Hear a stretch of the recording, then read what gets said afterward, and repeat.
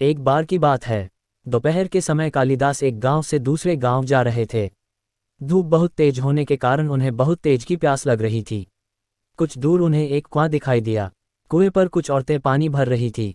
कालिदास बोले, माते पानी पिला दीजिए, बड़ा पुण्य होगा। स्त्री बोली, बेटा मैं तुम्हें जानती नहीं, अपना परिचय दो, मैं अवश्य पानी पिला दूंगी। कालिदास ने कहा, मैं पथिक हूँ, कृपया पानी पिला दें। स्त्री बोली, तुम पथिक कैसे हो सकते हो? पथिक तो केवल दो ही हैं, सूर्य व चंद्रमा, जो कभी रुकते नहीं, हमेशा चलते रहते हैं। तुम इनमें से कौन हो, सत्य बताओ। कालिदास ने कहा, मैं मेहमान हूँ, कृपया पानी पिला दें। स्त्री बोली, तुम मेहमान कैसे हो सकते हो? संसार में दो ही मेहमान हैं, पहला धन और दूसरा यौवन। इन्हें जाने में समय नहीं लगता। सत्य बताओ, कौन हो तुम? अब तक के सारे तर्क से पराजित हताश तो हो ही चुके थे। कालिदास बोले, मैं सहनशील हूँ, अब आप पानी पिला दें। स्त्री ने कहा, नहीं, सहनशील तो दो ही हैं।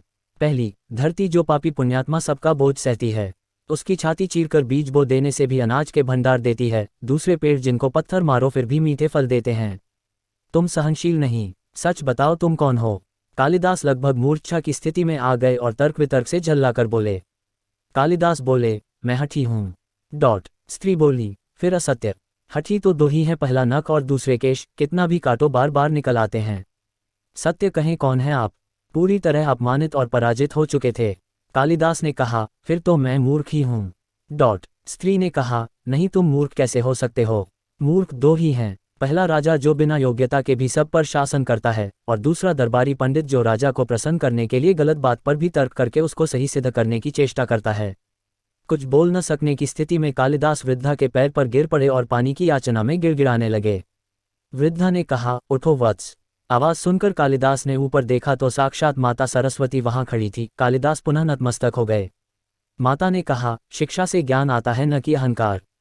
तूने शिक्षा के बल पर प्राप्त मान और प्रतिष्ठा को ही अपनी उपलब्धि मान लिया और अहंकार कर बैठे, इसलिए मुझे तुम्हारे चक्षु खोलने के लिए ये स्वान करना पड़ा।